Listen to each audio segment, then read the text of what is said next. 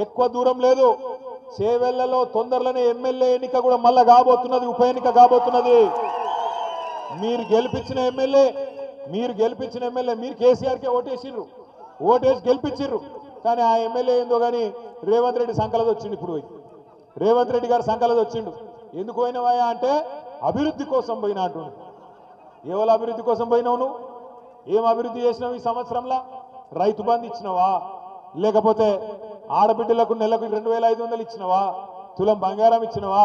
చదువుకునే పొలగాళ్ళకు స్కూటీలు ఇచ్చినవా నువ్వు ఇచ్చిన మాట ఒక్కటే నిలబెట్టుకున్నావా ఏం అభివృద్ధి అయింది ఈ సంవత్సరంలో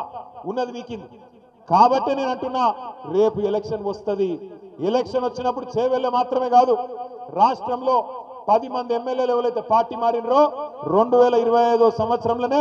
ఆ ఎలక్షన్ కూడా వస్తుంది మీ చేవెళ్ళ ఉప ఎన్నిక కూడా వస్తుంది బుద్ధి చెప్దామా కాంగ్రెస్ పార్టీకి చెప్దామా వద్దా రైతు భరోసా ఇయ్యనందుకు చెప్పిన మాట ప్రకారం 15,000 ఇయ్యనందుకు వానకాలం రైతు బంధు ఎగ్గొట్టినందుకు సంవత్సరం తర్వాత కూడా రైతులకు రూపాయి ఇయ్యనందుకు రుణమాఫీ అని చెప్పి మోసం చేసినందుకు 2,500 అని చెప్పి మోసం చేసినందుకు 6 గ్యారెంటీలు ఎత్తగొట్టినందుకు మేము అడుగుతూనే ఉంటాం ఎంటాడుతూనే ఉంటాం రైతుల తరపున ఆడబిడ్డల తరపున పేద ముసలి వాళ్ళ తరపున